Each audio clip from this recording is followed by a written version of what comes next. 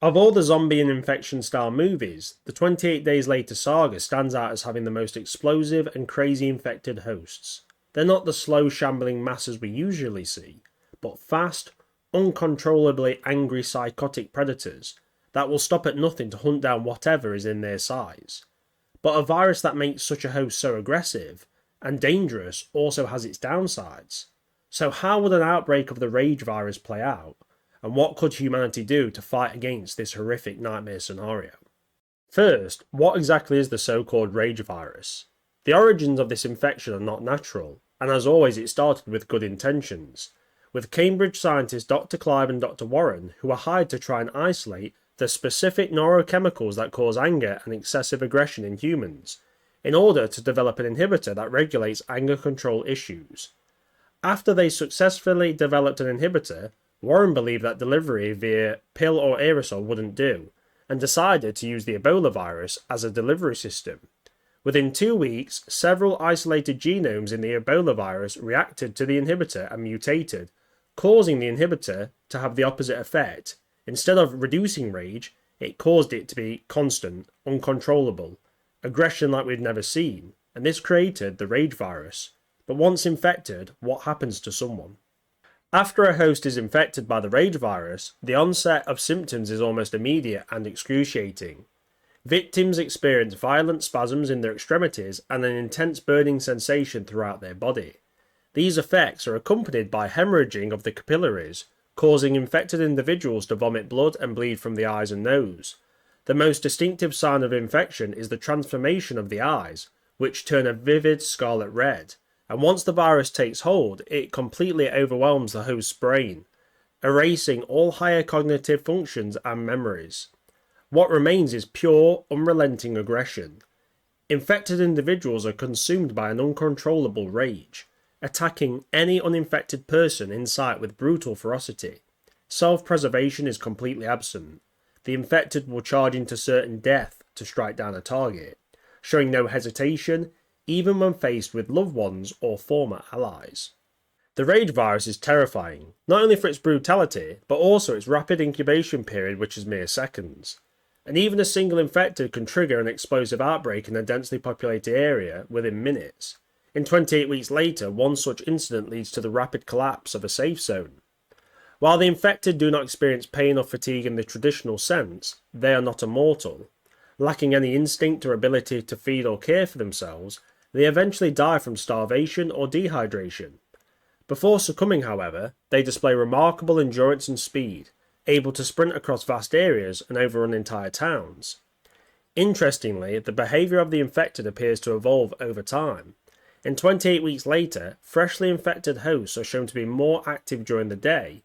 Conversely, in 28 days later and the Aftermath comic series, longer infected individuals tend to be more active at night, suggesting possible behavioural shifts as the infected progress, though obviously they don't tend to live that long due to the fact that they don't eat or drink, well, not normally. So seeing these behavioural shifts will be different. Maybe the virus adapts, we don't really know. Maybe it'll happen in 28 years later, but obviously until that comes out, we're not exactly sure. Virologically, the rage virus is a recombinant strain of Ebola, engineered to induce uncontrollable anger. While its psychological effects are violent aggression, it also induces hydrophobia, which mirrors a symptom of rabies. It retains many of Ebola's physiological hallmarks: blood red eyes, severe internal bleeding, and external hemorrhaging. Uniquely, the rage virus is only capable of infecting primates, a trait lightly linked to its engineered origins. The rage virus is transmitted through infected blood or saliva, and it's extraordinarily contagious. Just a single drop of contaminated fluid is enough to infect a new host.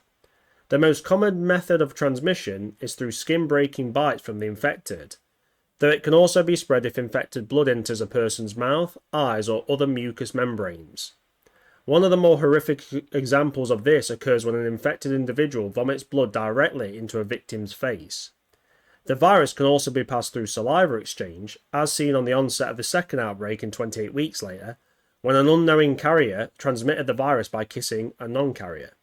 Once exposed, the infection progresses with alarming speed. Symptoms typically manifest within 10 to 20 seconds, though the incubation time varies depending on how much of the virus enters the body and how directly it reaches the brain. For example, if a victim receives 2 mouthfuls of infected fluid to the face, the transformation is nearly instantaneous. In contrast, a single drop entering through the eye or a more direct path to the brain can take approximately 15 to 30 seconds before symptoms become apparent. I will note there are rare cases of people with a natural immunity to the effect of the rage virus, but they do become carriers, so they're able to infect people with something such as a kiss, or if they cough and saliva droplets land into someone's mouth, or eyes, or anywhere that leads internally into the body. And unless a cure can be developed, anyone who is infected but found immune would have to be confined to a secure research facility, and if they escape, shoot on sight would be a fair measure, as they risk infecting others and starting a rage virus outbreak. So we've covered the basics of the virus, but how would it actually play out in a more real-life scenario? As even though I love 28 Days Later, the thought of the virus spreading and wiping out the entirety of Britain seems very unlikely, but mass casualties and destruction seems very plausible. Firstly, the most important factor is the location of the outbreak, as the more dense the population, the higher chance that we would have a mass infection event with anything from hundreds to tens of thousands of people infected within 24 hours.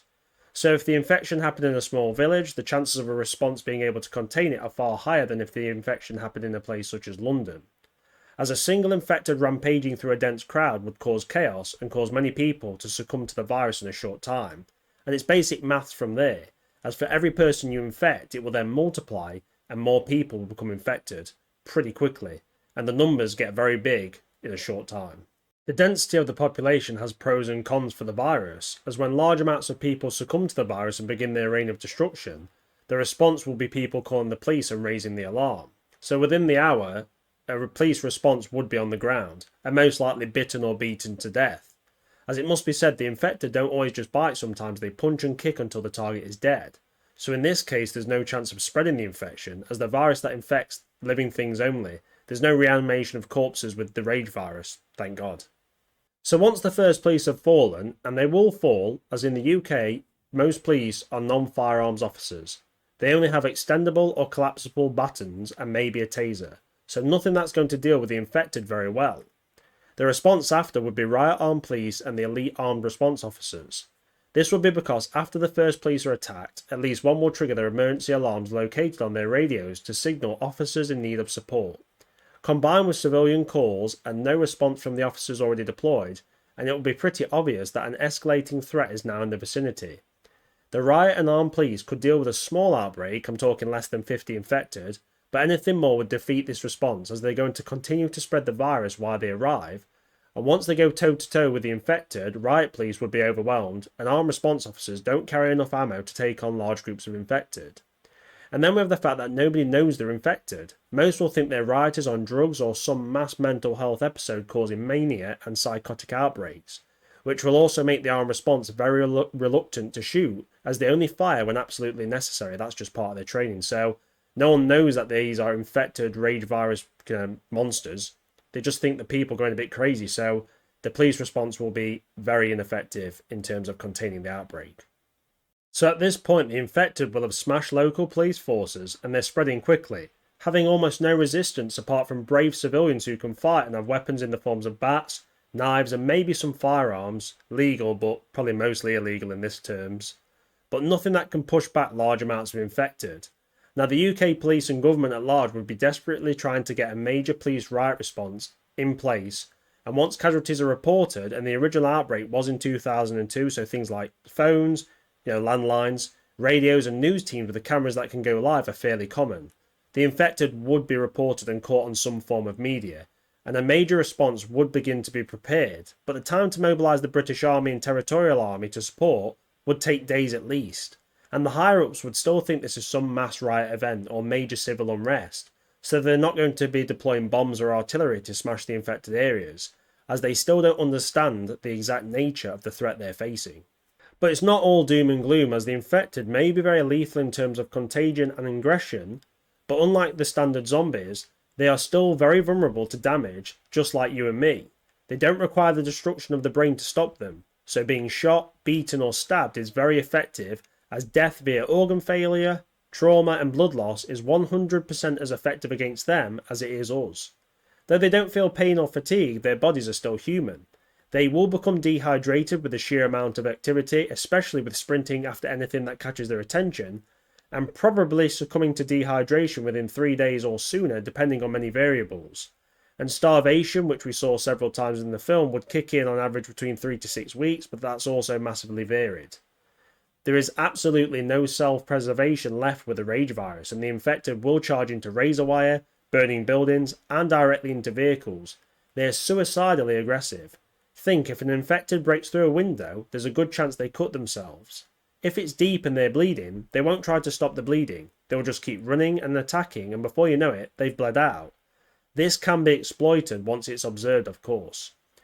The aggressive nature of the rage virus reduces the chance that the virus can spread, as they're not focusing on getting to a certain destination. They will be attacking anything they find, from a mouse to a human. If it piques their interest, they can't help themselves. This will buy time for the government's response, as the infected most likely stay in busy urban centres trying to get to survivors who have barricaded themselves in buildings. And some may doubt that the infected cannot break in, but they're still normal humans, so a well-built door or security shutter on a shop will stop a good amount of infected. Unless it's someone like Eddie Hall who gets infected, at which point you are basically screwed unless you're behind a reinforced steel door. That dude is an absolute monster, and I've got to say, if he gets infected, I'm not taking him on unless I get a Carl Gustav rocket launcher. I also want to talk about the fact that the infected don't suffer fatigue. Well, the infection can't change our biology that much, and muscles and organs still get exhausted. Everything from the heart to the legs have their limits. Even if the infected wants to keep running after a target, eventually part of the body will give up. After enough exertion, and due to the infected literally launching forward as much as they physically can, they're going to bang into things and get sent flying. It will cause broken bones and concussions probably. And hard to see obstacles, especially at night, will be the bane of the infected. The rage virus is really going to screw their environmental perception. I am looking forward to seeing an infected step on a Lego brick at full sprint and get sent flying and then tumble to their death. As we all know, Lego brick accidents are fatal. So the infected are rampaging. So now the military will move in. It would have been at least 3 to 4 days and mass casualties will be reported. So they will be going in armed. Loss of life is to be avoided, but once the infected begin to charge the squaddies, they're not going to hold back. The soldiers will shred the infected. Infantry backed by vehicles such as warrior armoured personnel carriers and other armoured vehicles equipped with weapons such as autocannons, machine guns and grenade launchers will be able to deal with infected even in large hordes. Remember, these aren't typical zombies. Gunshots to the body will still kill them, especially large caliber weapons such as 50 caliber and above. And these vehicles, when buttoned up, are not vulnerable to the infected. They can lock the hatches and there's no way on earth the infected can get through the armour. At most they could damage weapons mounted on the outside like machine guns and such, but even then that requires a bit of intelligence and the infected would probably just pound against the armour. And then you can just run them down, crush them beneath your wheels and tracks. And it takes a hell of a lot of bodies to choke up tracks. I don't know the exact number, but it's got to be pretty high. And vehicles like Challenger 2 tanks, which has variants armed with huge dozer blades, would be in their elements ploughing through hordes of infected. Then there's the air support, with helicopters being very useful, able to hover and spot infected and then engage them at their own leisure. Jets and other fixed-wing aircraft would be phenomenal at engaging larger hordes with bombs, rockets and heavy gunfire. There is zero threat for air assets from the infected as long as your airfields are secure and you have fuel and ammo to keep them going. And the defence of the airfields wouldn't be too hard if they're surrounded by walls or strong perimeter fences and razor wire, backed up by guarding troops and a mix of obstacles and claymores or mines, and unless a truly massive horde arrives, the airfields will be safe. These aircraft can continuously hunt the infected and thin their numbers and more importantly stop the spread. As once the infected leave the cities and towns into the open fields of Britain, the air support can pick them off. With ground forces setting up cordons or blockades, they have a good chance of holding back the waves of infected. But one major condition of success is if the military does not go into already infected cities and towns. If they can cut their losses, so to speak, and focus on defending non-infected areas, and prioritise creating strongholds in places where fortification is easy. Everything from industrial sites, military bases, buildings with high walls and strong perimeter walls, prisons, obviously once you get rid of the prisoners, old castles and forts, anything that is a strong defensible position should be prioritised and civilians can shelter there. Also telling the population to head away from the infected areas will buy them time, for the infected to obviously die off themselves, and for the army to have a chance to engage them over open terrain. Naval forces would also be very useful, with aircraft carriers providing mobile bases and various warships and submarines able to provide support to ground forces, everything from missile strikes to intelligence. And the Navy has nothing to fear from the infected. They're safe off the coast of Britain. The infected can't swim, they would just drown. The limiting factor is logistics, but naval vessels tend to be well supplied, and European nations might be happy to give material support to supply these naval assets, though they probably wouldn't be keen to allow them to dock at European ports until the infection is well understood. Also, other sea vessels such as fishing boats all the way up to cruise ships could be used for civilians to live on for some time.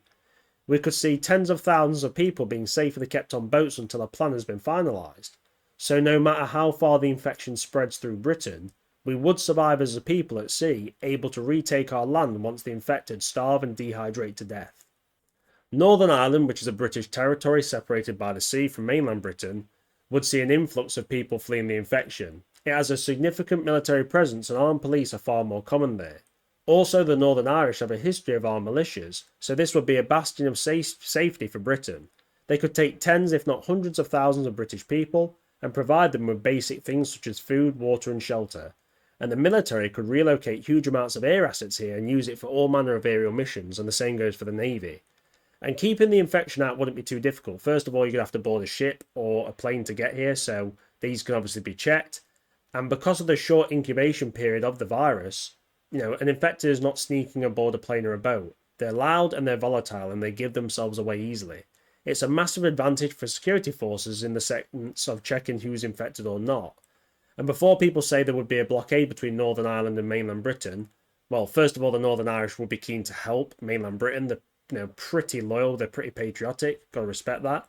And also the Republic of Ireland, which is obviously a separate nation, doesn't have the military assets to actually put a blockade in place. And allied forces, like for the Europeans or the Americans, don't have enough assets in place to do this for some time. It would take days to weeks to kind of get those forces together. So British people would be able to get from mainland Britain to Northern Ireland, which obviously would save, I'd say, hundreds of thousands in the long run. Certain areas would see locals gathering to defend their homes. I can see people all over Britain armed with cricket bats and Molotov cocktails and the mighty brick.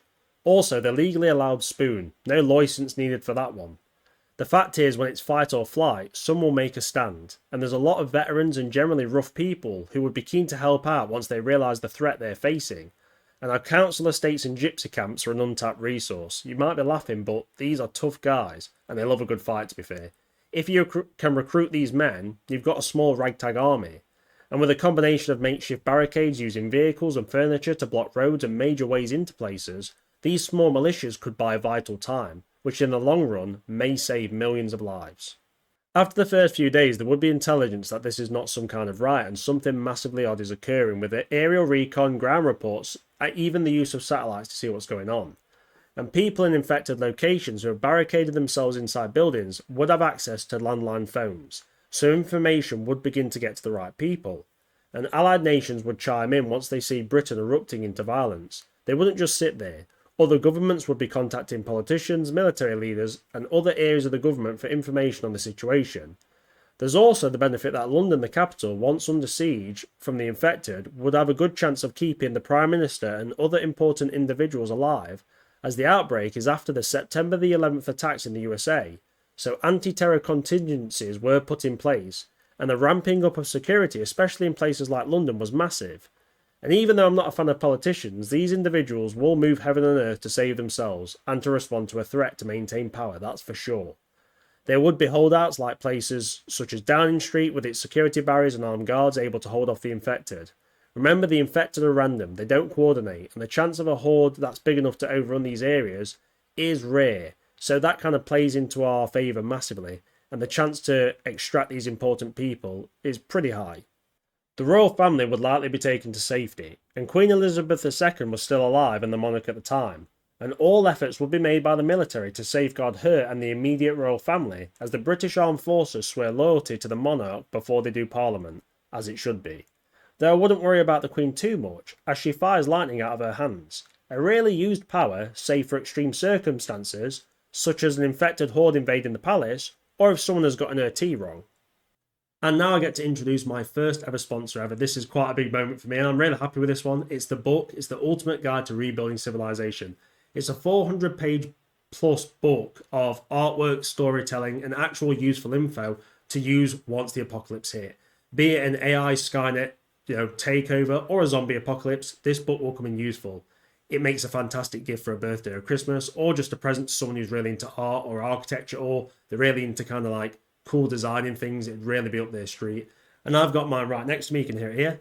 It's a big beastie book. And I'm reading the waste management section, which is really cool to me because in the Jellybean Empire, nothing goes to waste. It's a beautiful book, and if you want to get 10% off, should I say, use the code Jellybean10. It's on the screen here, and follow the links in the description to the actual site. But yeah, it's really cool, and no AI. 5,000 hours of work went into this, and it's good to see proper artistic storytelling work still being made with no AI influence. So I'm really happy with this sponsor. Thanks for watching this bit, guys, and back to the zombie video. Britain's allies, once they are alerted to the level of danger being unleashed on the mainland, would offer support, especially the USA, which has military and intelligence assets in Britain. Also, the beginning of evacuation of important personnel would begin, and the quarantining of the nation would definitely happen. The film got that right. Once it's discovered that it's a spreadable infection, no one is coming out of the country.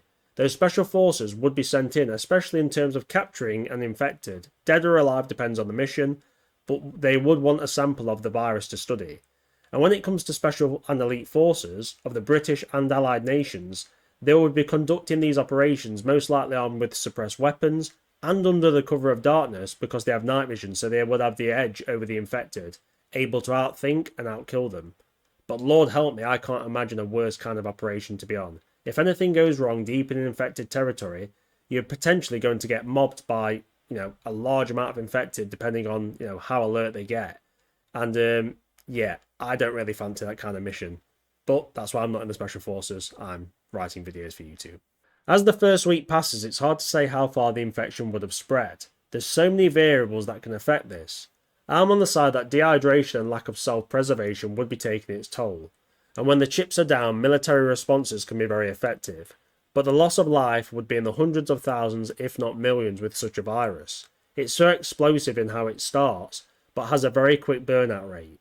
The cities that get hit would be death traps by now, but tens of thousands of people would be sheltering in their homes behind barricaded doors and windows, staying as quiet as possible, and high-rises with secure doors and lobbies would provide some safety as some of these entrances are hardened, and the infected would not be able to batter their way through them. They only use their bodies to attack, no weapons, which is a major relief. And not to sound brutal, but survivors who are in the cities will try to flee and keep the infected busy. And that accidental bang as they move around their house or the street that they go into will attract the infected. Every second that the infected are distracted by these survivors and stay located in these urban areas is good for the rest of the population. And it may sound crazy, but even birds chirping and cars left running will distract these infected. I think they're basically going to have sensory overload due to how they react to things. And it wouldn't surprise me if many go round in circles chasing wildlife and random noises. It's not that they're dumb, it's that the rage overrides any chance of rational thought. It's scary, but very exploitable for our sakes. The military, observing the infected, will quickly realise that they're easily distracted and baited. The use of artillery and bombs to create loud noises, and if you're hitting something like a petrol station, a bright fire as well. These could be great decoys to turn the infected back to their own areas.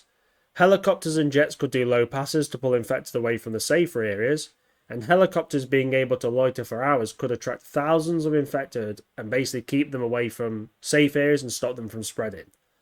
I'm imagining troops being dropped on buildings with only ladders for roof access, or welding or barricading the doors to them so they can stay on the rooftop shooting infected. And if a generator and a bunch of speakers are dropped off, these decoy forces could be set up in lots of urban areas, distracting the infected as they desperately try to get to their prey that are out of reach. We could also see flares and anything that could catch the infected's attention at night. Even fireworks-style devices would be great for keeping them in areas so they're more manageable. It may seem silly, but they're easily distracted. But all of this would take good coordination, so the military would need to be on point. A successful military response would rely on whether the British government are willing to cut their losses and focus on safe in the safer areas, and the areas that are overrun with infected are to be bombed and blasted. But no attempts to retake these locations, especially not the cities, as the military can annihilate the affected at range, but up close is where it gets dangerous. This danger can be mitigated with troops wearing nuclear, biological, and chemical gear which can't be bitten through and will stop any blood or saliva landing on the troops, so no chance of becoming infected. This combined with riot gear could allow for essentially a phalanx style riot force, but not with spears but their typical batons, to bludgeon the infected to death. If you have the police fill in the role of these kind of riot officers, backed up by the firepower of the military, and Britain can survive the infected, though I'd still expect many to be lost to being beaten to death by the rage-filled monsters. And all the soldiers would be told to keep their bayonets fixed at all times, because it only takes a single infected to get up close and then they're quite a threat. So, bayonets fixed, weapons ready, and cool, badass riot phalanxes is the way for victory, I feel. I honestly can't predict how much of Britain would fall to the virus, but I don't think it would take the entire mainland. But millions would die due to how dense Britain is, and it isn't a particularly large country, so distance-wise it's easier for the virus to spread.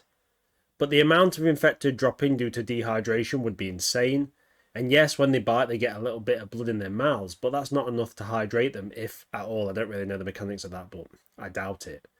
So unless they kill a target basically and drain it of blood, they're not going to get any liquids in them. And obviously as soon as someone's bitten they turn into an infected and join the horde, and once they're infected they have no interest in one another. It's kind of like a hive mind without the link. And with military assets from the British forces and its allies, especially when it comes to air power, completely obliterating larger groups of infected, and ground forces creating defensive lines, the mainland would survive. I do envision like massive defensive fortifications though, with razor wire supported by tank trap style obstacles of both steel and concrete. Landmines and claymore type weapons would also be requested by British forces, as these are particularly effective against the infected, and obviously you can lay massive minefields and basically have very little amount of troops stationed there, as the mines do a lot of the killing of any infected that come in. They'd also get tangled up in things like razor wire, so you can cover a lot more land with less people. So it's passive defense, which is really good. We actually see this in 28 Days Later when they defend the manor house, and they use a mix of claymores, obviously, with the troops defending, and they kill dozens of infected. I don't know how many exactly, but it's quite a lot. So it shows you how easy it is for a small force that was well prepared to hold back the hordes.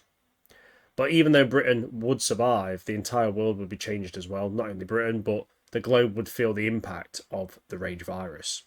After the initial outbreak and the infected begin to die off, we would see Korean DMZ levels of fortifications to safeguard Britain, and the mainland's population would be drafted for labour. It would be a national effort to save our very lives. With support from nations like the USA, we wouldn't want for anything in military terms, and any infected that rear their bloodshot eyes would get a cheeky cruise missile to the face. But Britain would be a broken country, and nations wouldn't allow us to leave whether the science says it's safe or not. Politically, it would take years to allow anyone out the country. The fear surrounding our island would be massive. I'm talking mythical levels of superstition. And all remaining settlements, be them village, town or cities, would become walled off and defended. It would bring communities together, should I say, but outsiders would be watched with scornful eyes. The friend-enemy distinction would apply to every part of our lives. Northern Ireland would house the new British capital, which would be Belfast, it being safe and secure, and the actual mainland is where the unfortunate live. Other British territories would try to support, but I doubt anyone wants to accept people from an area ravaged by such a horrific virus. And for so many people, their jobs would no longer exist. It would be a strange existence, just basically doing not much. They were just waiting for their lives to restart. And Britain would become reliant on imports of food and medicine and most resources, as large amounts of our land would be in the now infection exclusion zone. It might be years until anyone dares set foot in there again. The science could say it's safe, but it might also be wrong. The levels of caution would make sense though after millions have fallen. Who could blame them? Also, small offshoot places like the Isle of Man and various small islands would probably be fairly safe, and these would be bastions of Britain. Safe, secure and infection-free, now and forever. And the Republic of Ireland, which obviously is to the south of Northern Ireland, probably wouldn't be very happy with the entire situation of people from the mainland going to Northern Ireland, but there's not really much they could do about it. They don't really have the massive military or political weight to challenge it, and sparking fights with the Northern Irish people is a very bad call. And if you don't believe me, you might want to look into it. Some people would be stranded in the exclusion zone, and the risk of approaching the border to get to safety would be high. With a shoot-on-sight policy being implemented, and soldiers who have encountered the infected would have very itchy trigger fingers, knowing how dangerous they are. For these poor souls, they would have to scrape and fight every day just to survive. But some infected would remain, as new people are bitten in small drips and drabs, and the spread carries on. It would take months until the last infected die, and then no new cases are encountered. And Britain would have a naval and air cordon enforced on it. Only very special cases would be able to leave, for instance the Prime Minister and certain military and scientific personnel. Also, British people abroad at the time of the outbreak would not want to return home in many cases, and might not even be sure if their family and loved ones are alive. It would take a long time for the slow gears of government bureaucracy getting all the information organised, and criminals would take advantage trying to smuggle goods and people in and out. And any who are caught would probably be shot or have very lengthy jail sentences because of the seriousness of the virus and the risk of contamination. Some braver criminals might venture into the exclusion zone. Think entire cities of valuables are up for grabs. The British pound may have tanked, but artwork, jewellery, gold, silver, other luxury items are all up for the taking. And, for the budding entrepreneur, there's always money to be made. Though many would die as they try to cross the defensive lines at the exclusion zone. They might be shot, they might step on a landmine, and the truly unlucky might actually run into the infected and become one of them. Samples of the virus would be extremely sought after, not just for finding a cure or vaccine, but for bioweapons, as the rage virus makes a fantastic one, turning your enemy's population against itself and at the same time only doing limited damage to the infrastructure. The infected do far less damage to cities than mass bombing campaigns and a military invasion. There would be major concerns if terrorists ever got access to such a weapon, and all nations would have to have plans implemented in case of a rage virus outbreak. And even though it was originally designed to stop the symptoms of anger, there is speculation that someone was pulling the strings from the shadows to make it a bioweapon, but who knows. The fall of Britain from a fairly major nation into a shell of its former self would also affect the globe, economically being the biggest impact, as in 2002 when the original virus outbreak happened, London was a major financial centre, and it would have a knock-on effect for the global economy. Also, very many well-known British companies like Rolls-Royce would see their headquarters wiped out and lots of their expert employees killed. And the cultural impact would also be pretty big, with the British now being known for the connection with the blood-soaked infection of the rage virus. No longer would they be known for things like, tea and crumpets or whatever cliche you prefer.